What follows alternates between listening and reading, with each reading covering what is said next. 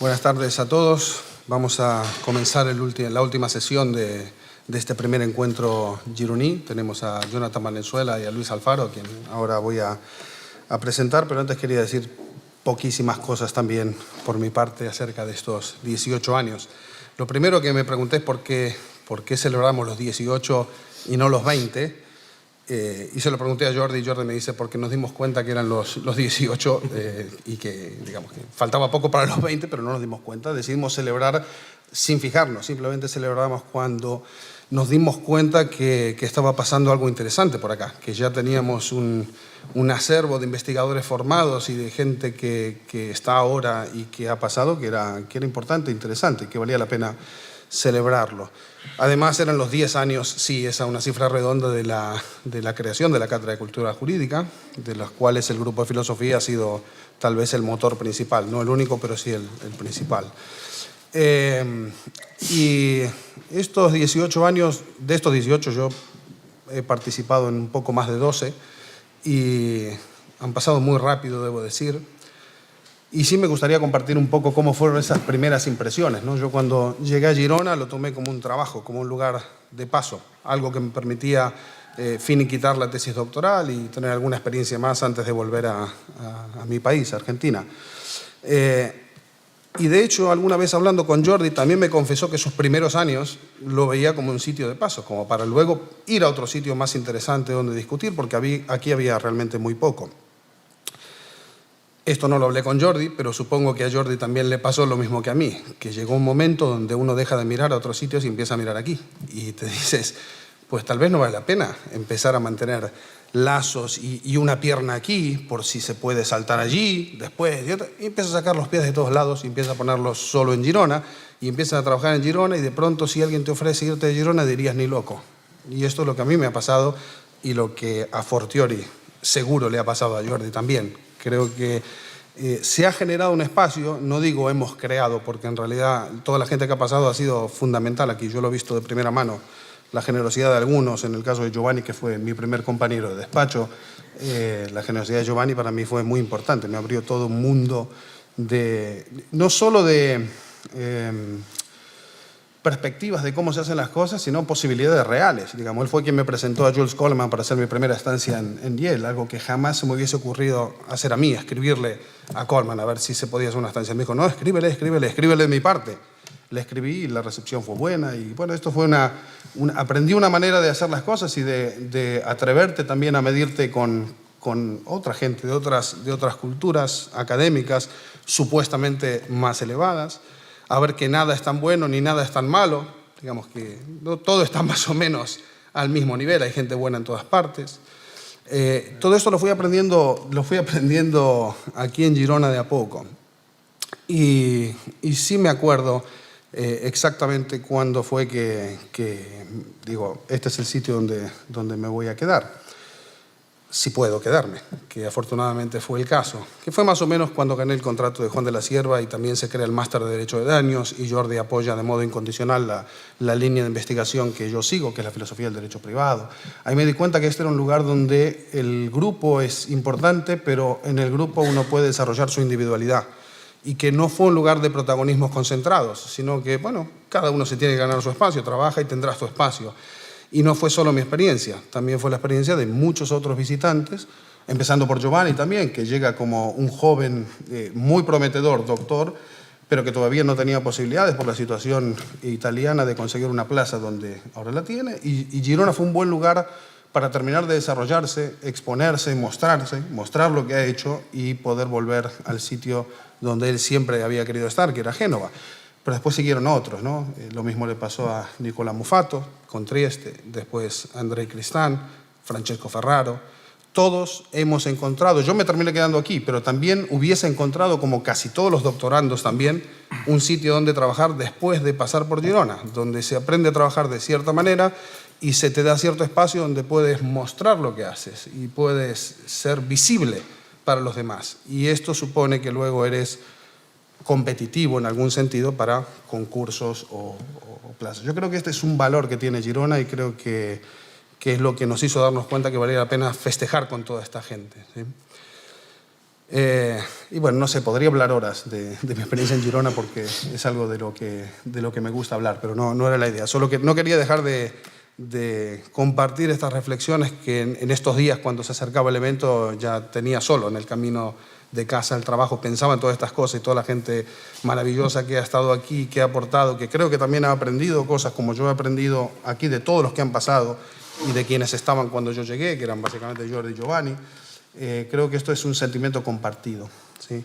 Y aunque tocaba decirlo al final, ya lo digo ahora, los esperamos para festejar los 20 años como cifra redonda y simbólica de aquí, bueno, a 2 años. Ahora sí, vamos a lo que tocaba, que era la última ponencia.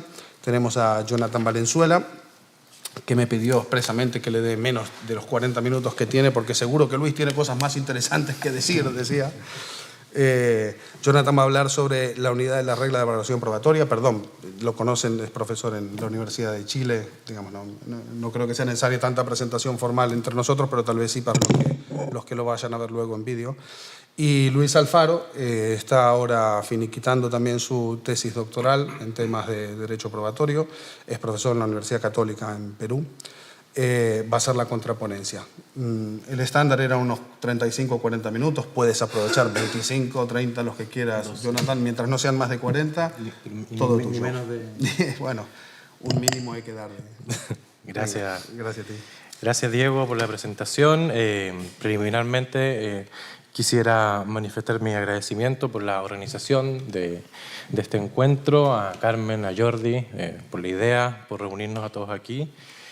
Y cuando surgió la idea, yo diría el año pasado, a la que creo haber confirmado rápidamente a vuelta de correo sobre el hecho de venir y que se hiciera este encuentro. Recuerdo además que tuvimos un intercambio sobre el nombre del encuentro, ¿no? Y yo que lo único que más o menos hago bien es titular cosas, esa vez no se me ocurrió nada. Recuerdo que me prometí que lo único que realmente claro que iba a exponer en el encuentro era que yo era el primer doctor de este grupo, ¿no? El primero. Y eso quiere decir muchas cosas porque no soy el mejor, ciertamente.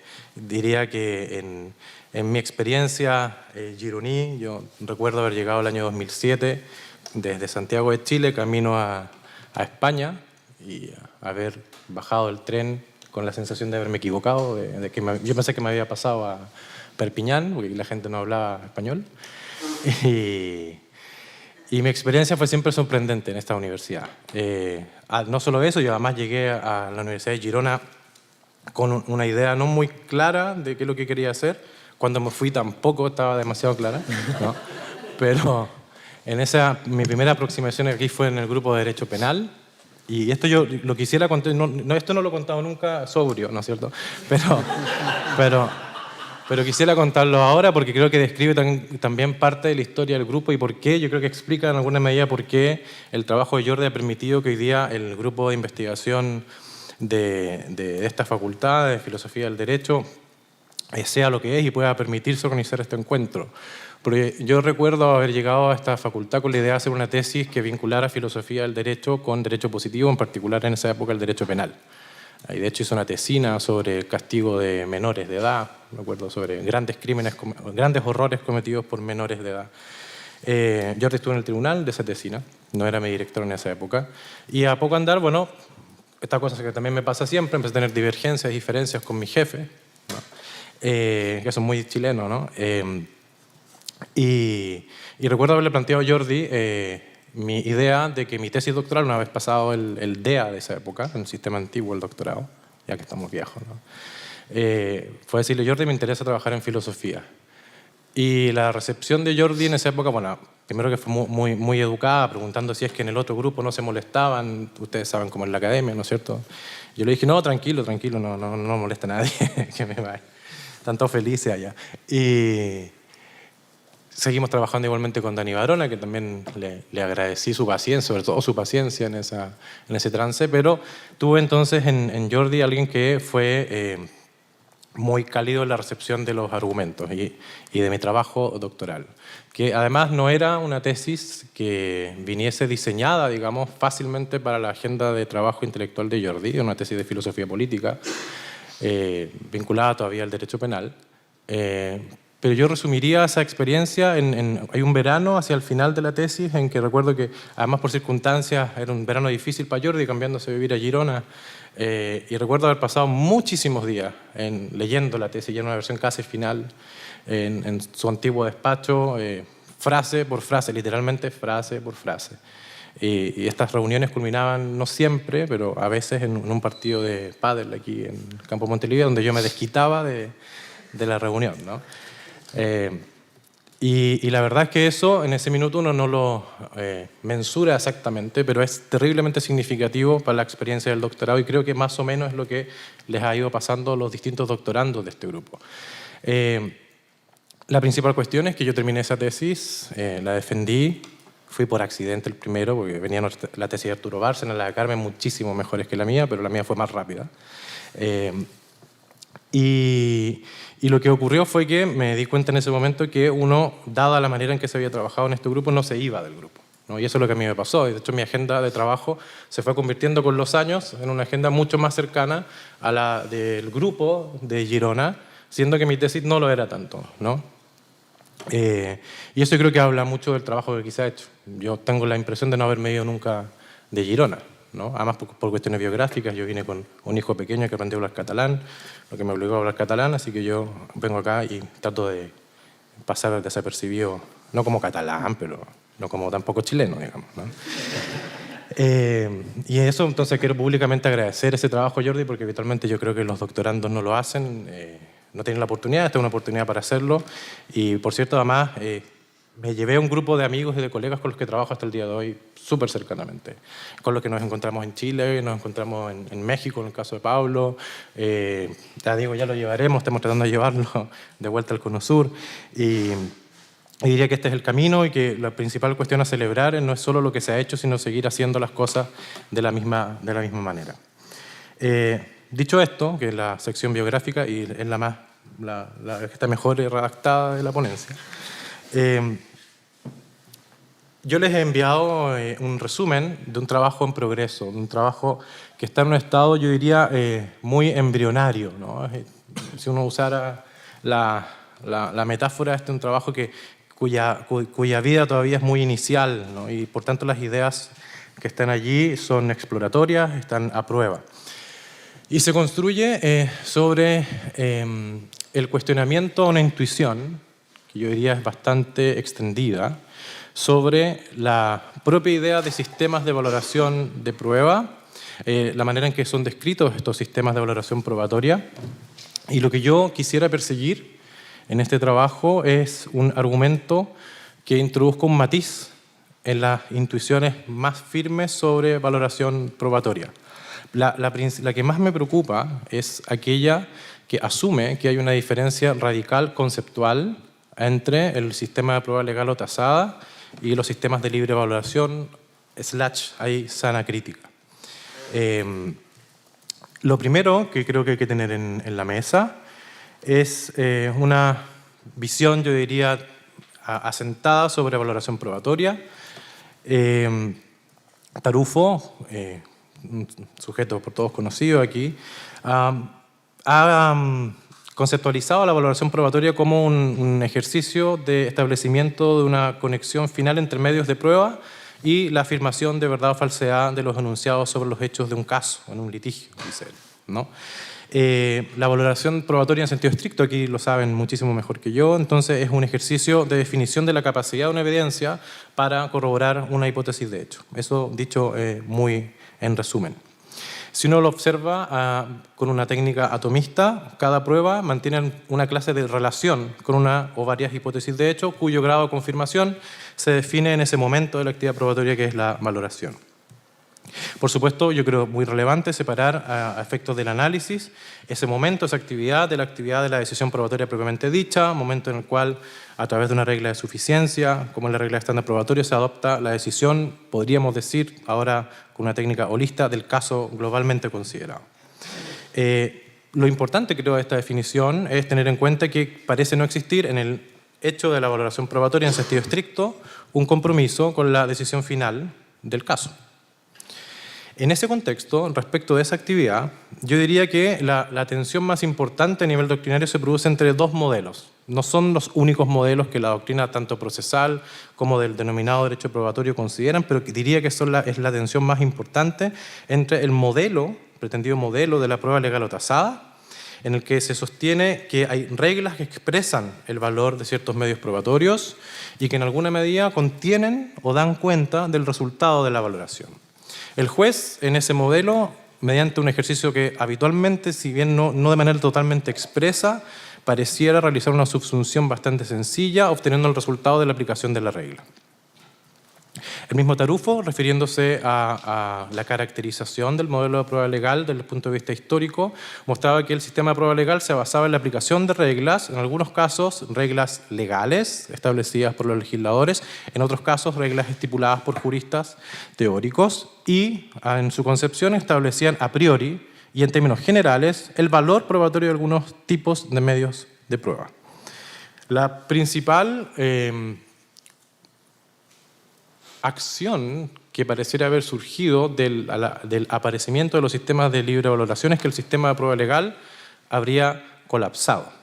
La prueba legal está asociada en nuestra doctrina hispanoamericana tradicionalmente a una falta de confianza a los jueces, y la visión ilustrada de la función judicial, de un juez funcionario con instrucción, era que éste se convertía entonces en un sujeto confiable, y esa confianza suponía dejar de lado el sistema de tasación legal de la prueba.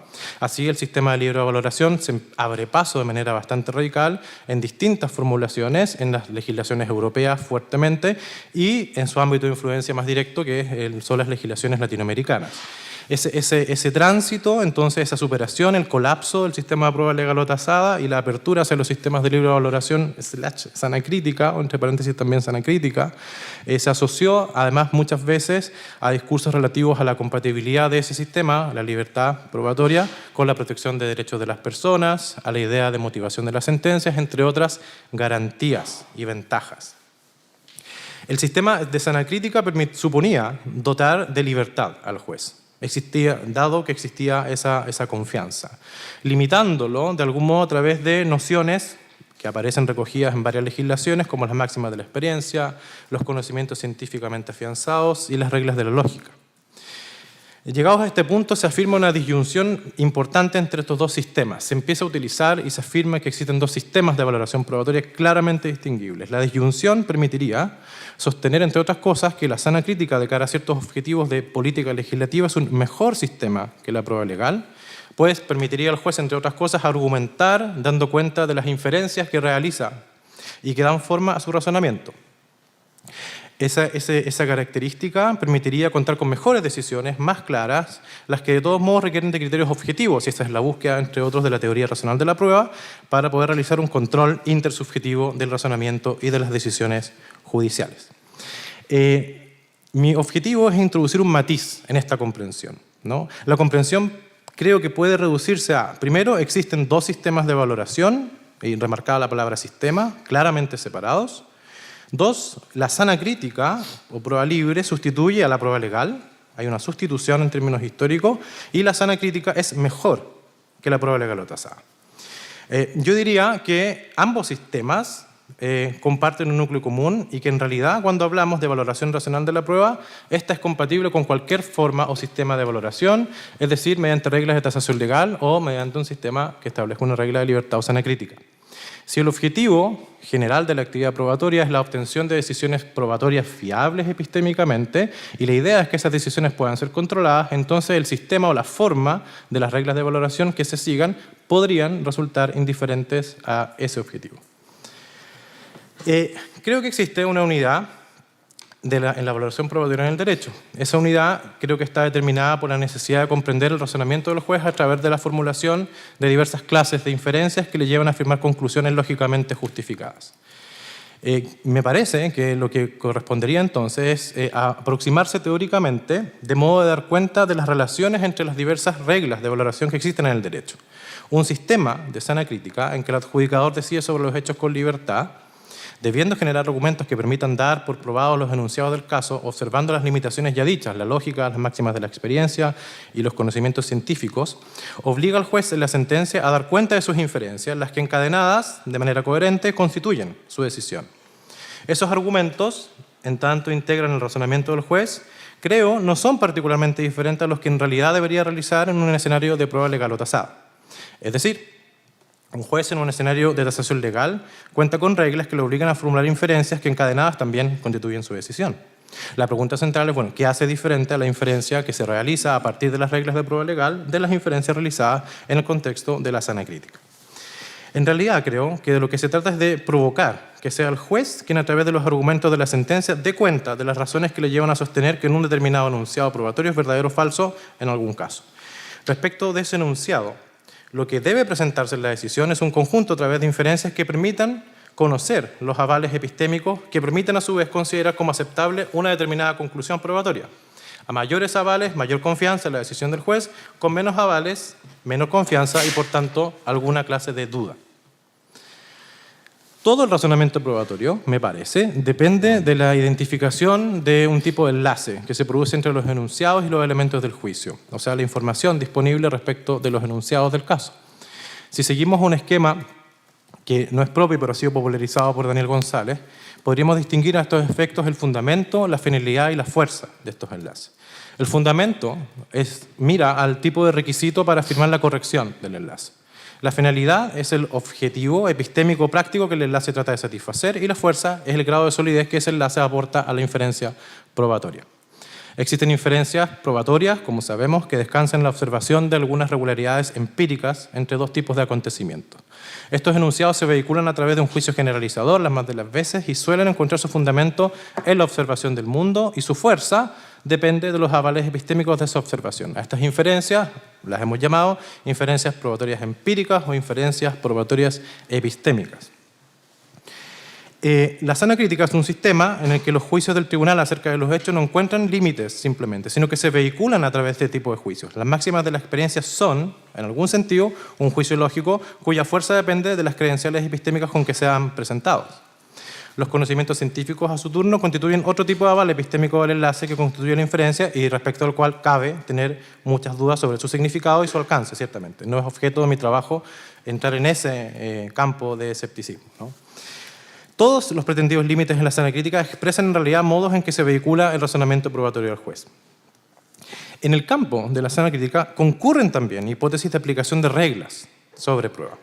El caso más claro, diría yo, es el de las presunciones. Es el clásico ejemplo de inferencia probatoria normativa. En ese escenario, el sistema le obliga al juez a aplicar reglas que le señalan cierto modo de inferir que arroja un resultado. Si se encuentra probado el hecho base, debe entenderse concurrente el hecho presumido. En los casos en que esas presunciones provienen de una regla positiva, es decir, se trata de presunciones legales, el juez enfrenta una inferencia probatoria normativa conforme al esquema general propuesto por Daniel González.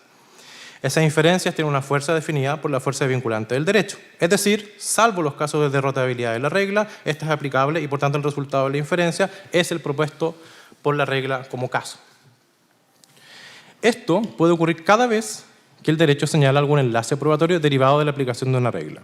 La pregunta es, ¿cómo podríamos describir en ese escenario a las reglas de tasación? Suele pensarse que si nos encontramos en un escenario de tasación legal, la prueba del caso se encuentra en algún sentido predefinida, ¿no? Por ejemplo, Jordi Nieva, en su resistencia por considerar posible la definición de estándares de prueba objetivos, más de una vez ha defendido la idea de que en realidad solo en la prueba legal o tasada hay un resultado conocido objetivo que deriva de la aplicación de la regla. Pareciera entonces que la idea de razonamiento judicial y de inferencias judiciales formuladas por el mismo juez quedaría en algún sentido relegado en el contexto de la prueba legal o tasada. Mi impresión es que en realidad ese sistema de reglas de tasación legal están allí dispuestos como inferencias probatorias normativas. El enlace es exactamente una regla jurídica. Así, cuando un legislador sostiene que un determinado medio tiene una determinada fuerza, por ejemplo, cuando se dice que un determinado medio hará fe respecto de un hecho, o hará plena fe, según cierto fraseo en algunas legislaciones, está en realidad formulando una regla en virtud de la cual ha de construirse una inferencia probatoria normativa. Diría yo, hay muchísimos casos en el ámbito de las presunciones sobre responsabilidad o reglas objetivas de responsabilidad en el derecho civil. Esto es común en ciertos sistemas de enjuiciamiento como el chileno, la existencia de esta regla. El sistema chileno tiene variadas reglas de tasación para cada medio probatorio. Un número de testigos bajo ciertas condiciones hace plena prueba. Un instrumento público tiene un cierto valor probatorio frente a un instrumento privado, y así. Sin embargo, este abanico de reglas se ha ido, en el marco de la llegada de los sistemas de libertad probatoria, se ha ido dejando de lado en otros sistemas como el español.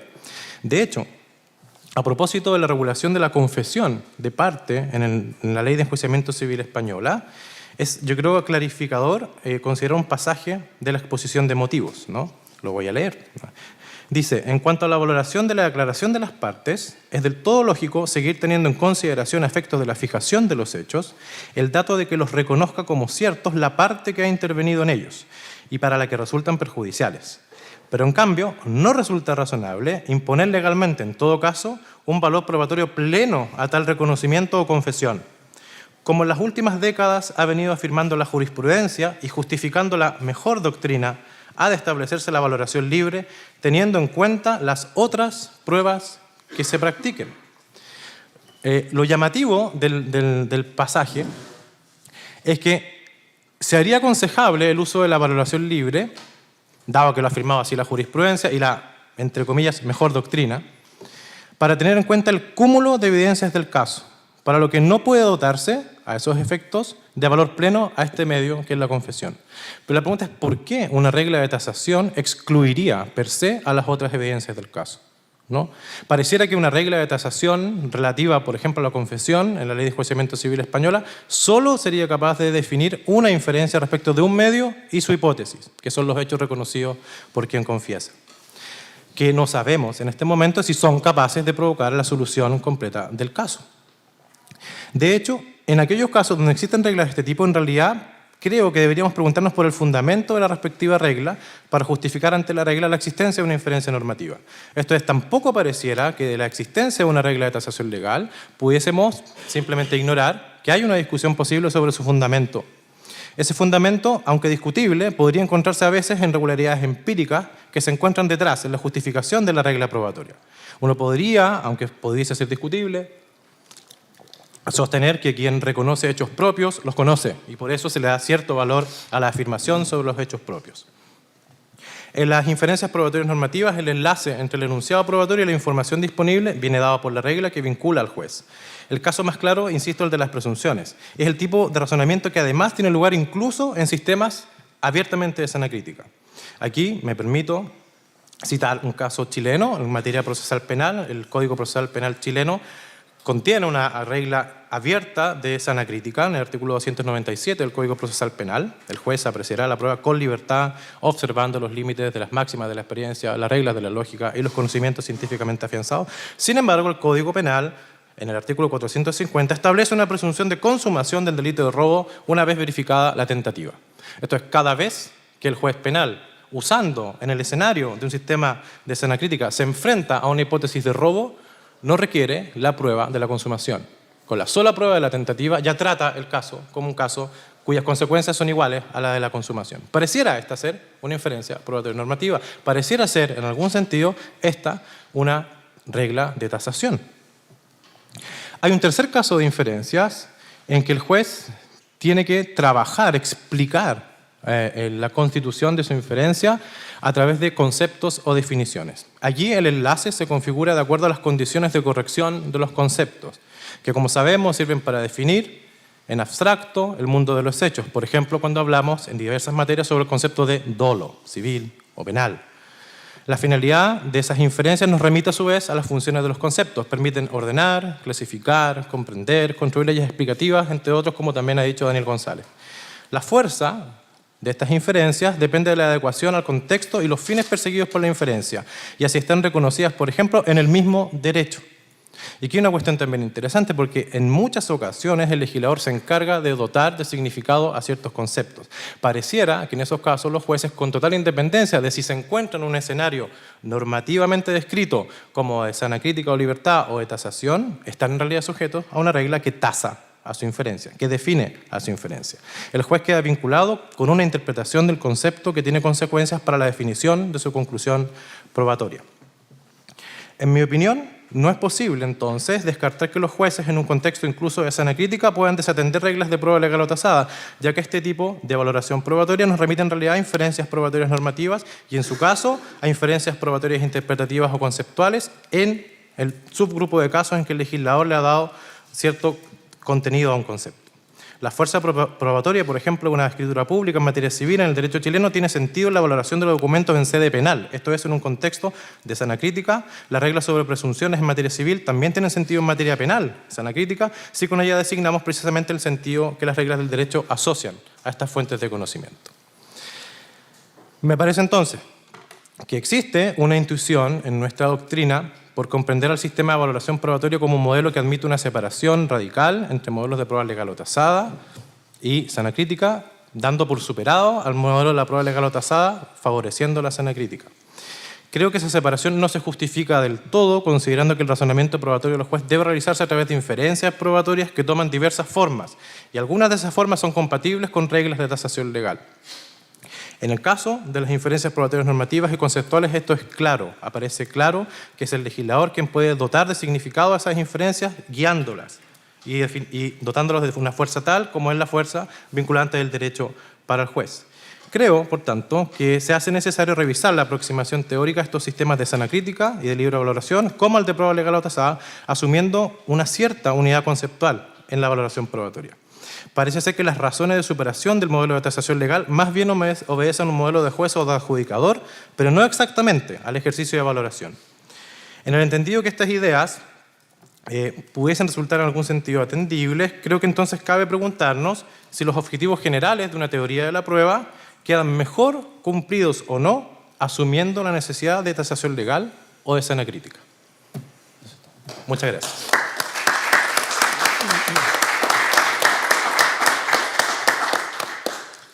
Luis, por favor, ahora.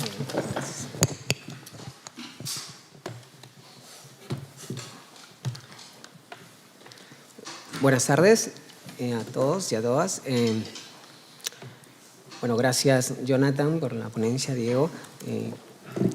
Agradezco también a... Sí, okay. Gracias también Jordi y Carmen por la organización y la oportunidad que me dan para poder compartir algunos comentarios sobre la ponencia realizada. Hubiese sido ideal también realizar algunos comentarios acerca de mi experiencia en Girona, pero en realidad estoy construyendo la experiencia recién y lo que puedo decir más bien es que es un espacio libre de investigación y de creación pero, académica, pero sobre todo también un lugar en donde uno se pueda sentir muy cómodo, muy confortable, ¿no? Y bueno, eso contribuye obviamente también al mejor trabajo entre todos los compañeros, ¿no? Muy bien, respecto de la contraponencia, mi propósito es, bueno, no es tanto literalmente dar la contra a todo lo que se ha dicho, sino más bien establecer algunos comentarios, algunas dudas, observaciones que he tenido respecto de la lectura de la ponencia escrita. Para tal efecto, lo que voy a decir tiene una estructura en 4 puntos. Primero, algunas cuestiones formales, luego mis impresiones sobre el propósito y la metodología que utilizas, y luego análisis del contenido propiamente, los aspectos más medulares, y algunas reflexiones finales. Respecto de las cuestiones formales, en realidad, dado que se me ha proporcionado el resumen y hoy, bueno, se ha expuesto también algunas otras cosas que se han añadido al resumen de la ponencia, no puedo ser muy riguroso con ello, ¿no? Pero sí puedo decir al menos que el objetivo está claramente planteado, ya se dijo, es agregar un matiz a la comprensión de separación, ¿no? Clásica, de distinción o en todo caso también de superación del sistema de prueba de libre valoración frente al de prueba tasada, ¿no? La estrategia también está bien planteada, es decir, el uso de las inferencias probatorias para tratar de justificar esta propuesta, y también la estructura es muy coherente en cuanto a los tópicos que trabajas, ¿no? Sin embargo, también en esta cuestión formal puedo mencionar que en algunas partes será porque como está en construcción, siento que ha estado muy incompleta, sobre todo en el capítulo 2 sobre el razonamiento a través de inferencias probatorias, y lo menciono esto sobre todo porque es la idea fuerza que te sirve para poder justificar tu propuesta de una comprensión unitaria de los dos sistemas sistemas de valoración, ¿no? Igual también la bibliografía en varios aspectos, en partes del trabajo no se ha mencionado, de modo que he tratado de inferir algunos autores, sobre todo las aportaciones de Lagier, y bueno, en las referencias bibliográficas también un tanto exhibo en los autores que me ha resultado un poco complicado analizar las propuestas. Sobre el tema y la propuesta, sí debo decir que se trata de una idea, bueno, innovadora, ¿no?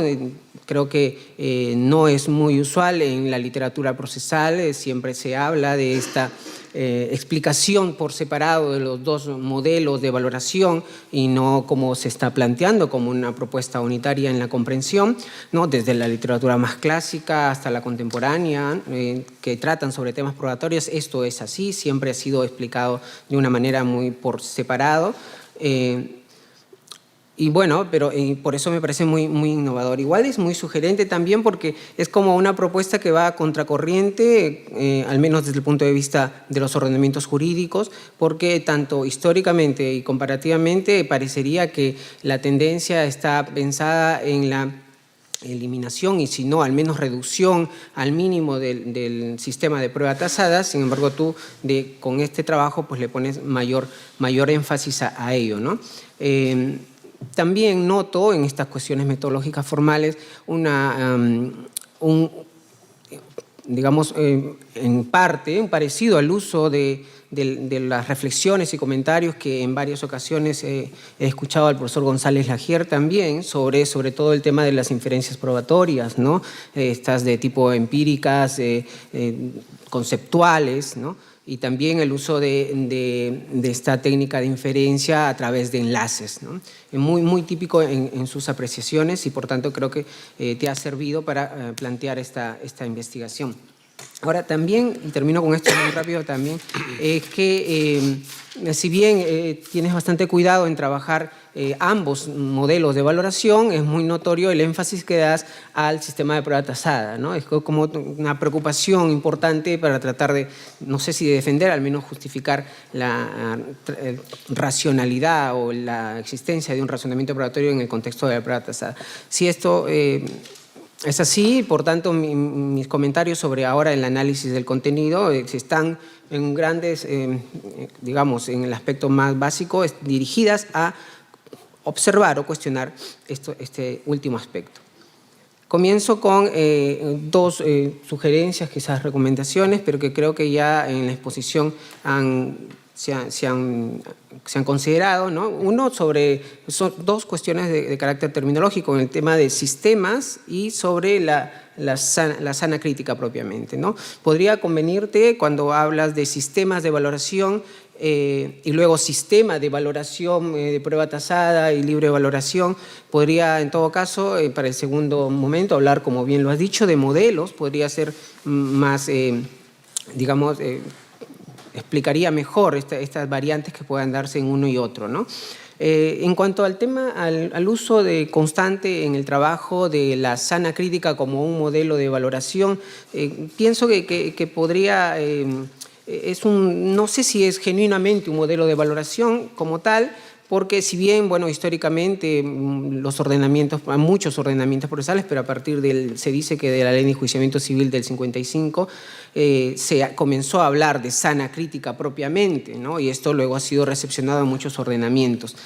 Sin embargo, lo cierto es que si uno revisa la formulación en los ordenamientos y también la literatura, puede darse cuenta que el concepto de sana crítica no siempre ha sido entendido de la misma manera, ¿no? Entonces, ha sido fluctuante, sobre todo también con los discursos de la literatura procesal al respecto, los comentarios de Couture, en fin, que han tenido bastante importancia. Por tanto, puedo ver aquí en el uso o la referencia a la sana crítica, como dices tú, es libre valoración no tan precisa, ¿no? Entonces ahí podría ser mejor quizás hablar de libre valoración. De hecho, en la ponencia tú mencionas pues, una especie de libertad probatoria matizada o algo así, ¿no? Entonces no me parecería muy propio. Podría ser, en todo caso, ganaría mucho con hablar simplemente de un método de libre valoración, ¿no? Estas son dos cuestiones terminológicas que podrían ayudar. Luego, la ponencia por escrito se comienza con una distinción entre lo que es valoración propiamente, en sentido estricto, como bien lo dices, y el estándar de prueba, ¿no? Entonces, y conceptúas ambos casos, ¿no? Que, bueno, en primera oportunidad hablas de una necesidad de corroboración de las hipótesis de los hechos, y en el segundo, esta también necesidad de satisfacer una determinada regla de suficiencia, ¿no? Entonces, y tú mencionas de que o al menos lo he podido leer así, de que esta propuesta de comprensión unitaria de los dos sistemas está más pensada en el tema de valoración y no de estándar de prueba, ¿no? Sin embargo, no sé si esta distinción es del todo pacífica, ¿no? Porque también hay quienes han dicho que en algunas observaciones a la posibilidad de establecer cierto estándar de prueba objetivo, que se tiene que utilizar los criterios de valoración. O sea, se ha sostenido, bueno, cuestión que yo no comparto, pero de algún modo lo planteo así para que puedas darte cuenta que no hay tampoco una claridad absoluta en distinguir uno u otro, sino que también se ha dicho que de algún modo habría que volver a los criterios de valoración o en fin, a los resultados de las valoraciones. Ahora, esto es importante, creo que es importante porque nos llevaría a pensar, según lo que tú propones, de que si hay cierta racionalidad o existe un razonamiento probatorio cuando se habla también de prueba tasada, supondría también, entonces, llegado el momento, dado que el estándar de prueba se ubica en un contexto final, ¿no?, de la toma de decisión luego de la valoración, supondría que tener que aplicar un estándar de prueba para la prueba tasada, ¿no? Entonces, ahí como que podría ser bastante dificultoso sostener ellos, salvo que obviamente lo puedas explicar. Y además, por otro lado, también si tu propuesta, tu objetivo, tu proyecto es establecer esta comprensión unitaria de los dos sistemas, o sea, supondría también la necesidad de hablar de una unidad del estándar de prueba, de los estándares de prueba, dado que se ha dicho también cuando en varias ocasiones se trabaja sobre esto, que debe haber varios estándares de prueba y no solo uno, ¿no? Podría generar esto también alguna complicación en este proyecto de unidad de sistemas de valoración. Luego, el razonamiento probatorio a través de la prueba tasada. Bueno, he dicho que voy a concentrarme en esta cuestión de la prueba tasada, como lo mencionas. La propuesta es que se sostiene que es posible a través de las inferencias probatorias, dado que el juez cuenta con reglas que le obligan a formular inferencias que encadenadas coherentemente constituyen la decisión. Bueno, aquí yo tengo algunas observaciones porque me parece que en realidad que lo que hace las pruebas tasadas es que prescinden del razonamiento probatorio, bueno, o excluyen, en fin, no sé si eliminan completamente, pero no parece hablar en un contexto de razonamiento probatorio cuando se trata o cuando se está ante un escenario de prueba tasada, ¿no? Igual, por ejemplo, cuando hablamos de prueba tasada, pues establece que dado determinado medio de prueba, luego voy a poner algunos ejemplos también, entonces normativamente pues hay que incorporarlo y justificarlo y dar por confirmado ese hecho con los datos que pueda ofrecer o precisar el legislador, ¿no? Aquí, entonces, pues no sé si podría hablarse de un razonamiento, insisto, porque es el legislador que ya lo ha establecido a priori y, por tanto, obliga. Tampoco, no sé si es tan compatible como propones la libre valoración con la prueba tasada, o en todo caso hablar de una comprensión unitaria, porque sobre todo en la prueba tasada no hay un espacio de libertad, hay una obligación del juez de dar por confirmado un hecho de acuerdo a determinado medio de prueba. Es el legislador que ya lo estableció, y aquí pongo el caso que tú mencionas, ¿no?, del tema de la escritura pública, ¿no?, de que algunos ordenamientos, esto también es muy usual en Latinoamérica, en Perú también, que le dan cierta, si no grado de prueba plena, pero en algunos casos una preferencia especial respecto a los documentos privados, ¿no? Entonces, frente a este caso, el juez estaría obligado a tomar por cierto, a dar por corroborado un hecho, ¿no? Pese que los datos o la información que contenga esta escritura pública puede ser completamente falso, ¿no? o puede ser equivocado, por más, no sé, 50, 100 sellos que pongan los fedatarios públicos al documento, es igualmente, está expuesto a error, ¿no? Y sin embargo, el juez estaría obligado a dar por cierto un hecho respecto de este documento específico. Otro de los aspectos que también me ha llamado la atención es que, y esto es muy coherente en tu propuesta, dices que se puede hablar incluso de una valoración racional, o mejor, que una valoración racional de las pruebas es plenamente compatible con ambos modelos de valoración, ¿no? Resulta incluso indiferente cualquier tipo de mención a estos modelos si el propósito es obtener decisiones fiables epistémicamente. Y yo estoy completamente de acuerdo, este es el propósito de obtener decisiones fiables epistémicamente, pero sobre todo en el sistema de libre valoración. Lo que me preocupa bastante es que si puede hablarse de una racionalidad o una valoración racional, o en todo caso podría explicarse esto dentro del contexto o escenario de la prueba tasada, ¿no? Sobre todo porque, bueno, hay diversas explicaciones de lo que pueda entenderse por una concepción racional de la prueba, pero entre una de las características es también la posibilidad de generar un control intersubjetivo de las decisiones y sobre todo en este caso podría resultar, bueno, es complicado, no sé, imposible generar un tipo de control adecuado sobre esto porque ya el legislador pues les da cierta preferencia. Ahora, también es muy usual que dentro de las características de este ideal de concepción racional, apelar al método de la corroboración y refutación de hipótesis también, ¿no? Habría que preguntarse si se acepta la idea de que cuando estamos ante un sistema de prueba tasada, esto podría darse también de manera adecuada, ¿no? El siguiente punto que quiero comentar también es, y en esta línea de la ponencia, es que la prueba tasada no excluye el análisis de otras pruebas, ¿no? Tú te preguntas de que por qué sería aconsejable el uso de la valoración libre o libre valoración, por qué, digamos, es muy usual que en la literatura procesal, en fin, se aconseja que ese es mejor sistema de valoración o por qué en la práctica quizás se pueda acudir a este tipo de modelo. Y dices que porque en efecto en este tipo de modelo de valoración se analizan el cúmulo de evidencias, ¿no? Y cuando hablamos de prueba tasada, eso no funciona así. Y entonces dice, aquí hay un error, dice, porque en efecto mencionas que, y das un ejemplo ahí, en una regla, un caso en particular, en donde si bien se requiere por hecho propio, ¿sí?, el reconocimiento de la confesión, pero esto no excluye también la posibilidad de otros elementos de prueba.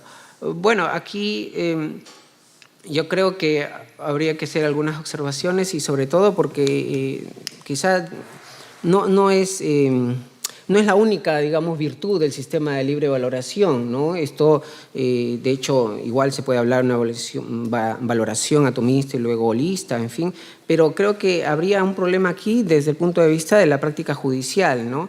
No todas las formulaciones de prueba tasada viene acompañada con esta idea de puede además analizar otros medios de prueba. Y aunque así lo fuese, de hecho en la práctica judicial el juez, por más que haya una fórmula adicional, un enunciado que diga puede también, además de... El juez toma en cuenta, ¿no? Hay una tendencia, una orientación, no sé si un sesgo, pero que en la práctica prefiere dar esa preferencia, ese valor pleno a ese documento que la ley expresamente, o ese elemento de prueba tasada, que la ley expresamente lo dice, ¿no? Hay una suerte de que una labor de incentivo normativo al juez para que actúe de esta manera, pero también para el caso de los abogados también, ¿no? En el caso del Perú sucede, por ejemplo, una situación particular, hablando de reglas de prueba tasada, para el caso de la prescripción adquisitiva de dominio. El artículo 505.4 establece que se ofrecerá necesariamente testigos, y esta es la forma de la prueba tasada, ¿no? No menos de 3 ni más de 6 y mayores de 25 años, ¿no? Entonces uno se pone a preguntar, va a estar a revisar la literatura sobre psicología del testimonio para darse cuenta que en efecto, por más que sean 3, 6, en fin, esto no supone necesariamente la fiabilidad o la calidad de la información que puedan dar los testigos, ¿no?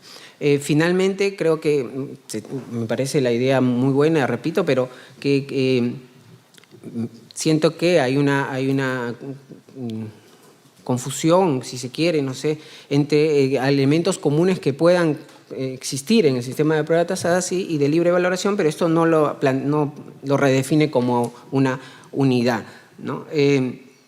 Ahora también creo que si bien abordas los dos sistemas de valoración, es muy notorio el énfasis que pones en la necesidad de algún modo de justificar la prueba tasada o encontrar cierta racionalidad dentro de la prueba tasada y que, bueno, en mi modesta opinión creo que no ha sido suficientemente justificada. Muchísimas gracias. Gracias.